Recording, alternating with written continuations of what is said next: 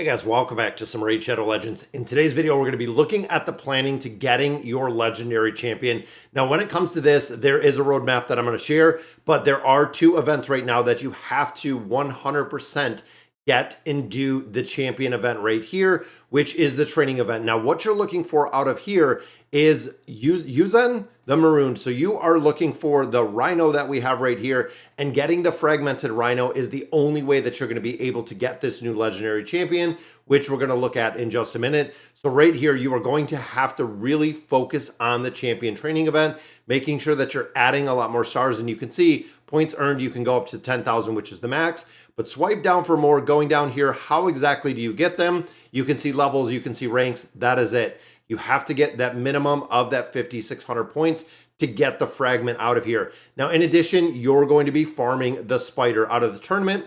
Going in here in the spider tournament, it is the exact same. You are looking for the Rhino fragments right here, which means you have to put up 1,650 points. And looking at the points awarded, seems like it's going to be a little bit of a big area to spend your energy to build this up, to get it to the point of getting. And again, you don't want to miss that, because when it comes to the bigger picture of getting this champion through the portal right here, when you look at fusion, it is going to be important because you need those rhinos. So you're going to need to use and really utilize all of the events over the next 2 weeks if you're looking to get this champion out. And a lot of people have said it's going to be a pretty good fusion. It's going to be a legendary defense champion. And you can see we do have the 4 skills. Want to run through these so I know what they are. So attacking one enemy 2 times. I like that, especially with our fire boss. First chance has a 75% chance to place Hex debuff for 2 turns. Places a 30% crit damage or buff on this champion for 2 turns.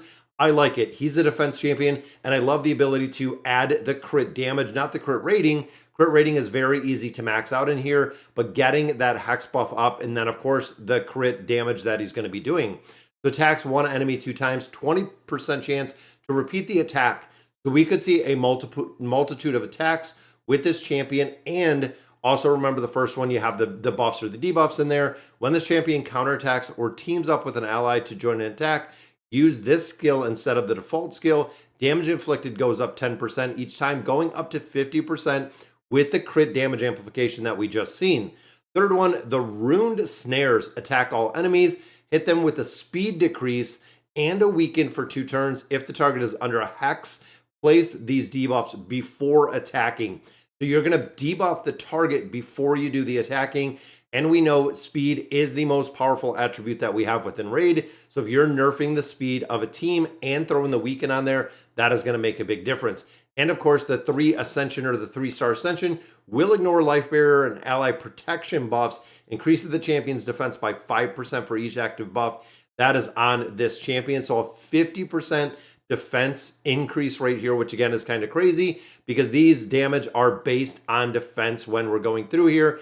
Very cool. So if you can get his defense super, super high, that's going to make a difference. Then the aura in here, all allies get defense by 28%. Now remember, ally defense or defense in general is really good for any of your champions, where some are HP, some are attack, some are defense. Defense is going to have an effect on all of the champions that you do have within here. So making sure, again, that you're doing this fusion. Lysanthir Beastbane can only be fused 1 time, so you can only get 1 of these.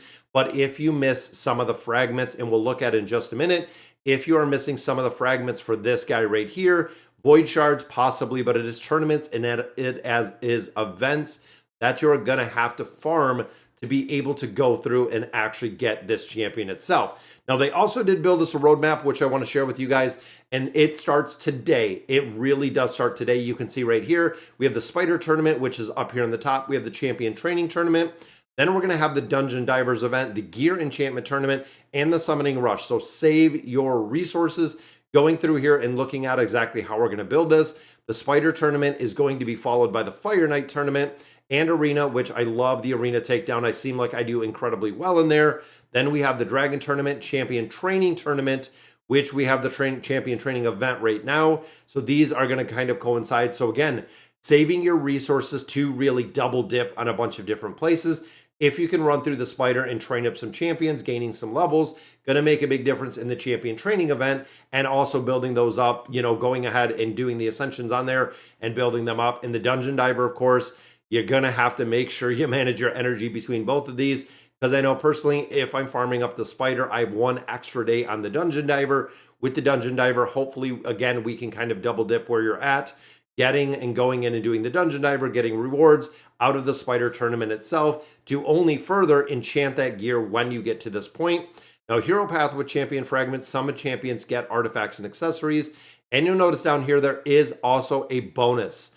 So make sure, guys, this hero's path right here is going to be your plus 50. This is going to be your bonus out of getting these, because you can see on this first set of tournaments, I mean, we have what, 25, there is the 100 right there to fuse. We have 100 right here, 100 right here, and the hero's path is going to be 50 plus 50, and then we have the 2 other 25s with the gear enchantment 5 and the classic arena takedown 2, and make sure you use these. Now, the reason why I really do point this out is you can see right here, total 450, we have 50 fragments extra, but I did not use these for the last event. I did not use these for the Fabian Fusion. So when I look back and look at all of the champions that we did get within here, I put some of those in the champion vault, and you can see we have a bunch of copies right here of this hero specifically. These were some of the ones that we just earned. Very new, didn't know about really what was going on with the fusion event. Didn't fuse any of these, which I could have built up. I could have fused, I built them up. But ultimately, you do have to build them up a little bit further, because even when we think about building up the heroes themselves, if you notice within the fusion itself, to get this champion, they have to be built up. So they have to be on level 50. They have to be, and they will be when you do the fragments up to epic, but they also have to have 5 stars, and they have to have the ascension of the 5 stars.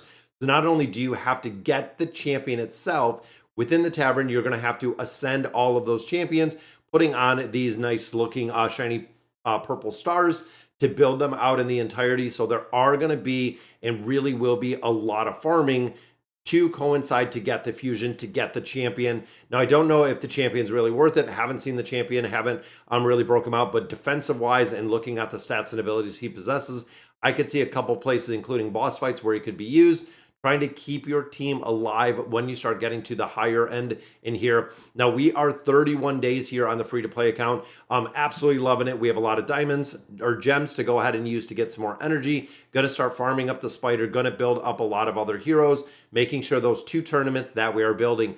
Now, layered on top of that, Clan vs. Clan is also coming. So if you're ready and going in here to go do the Clan vs. Clan, must have 10 more clan members.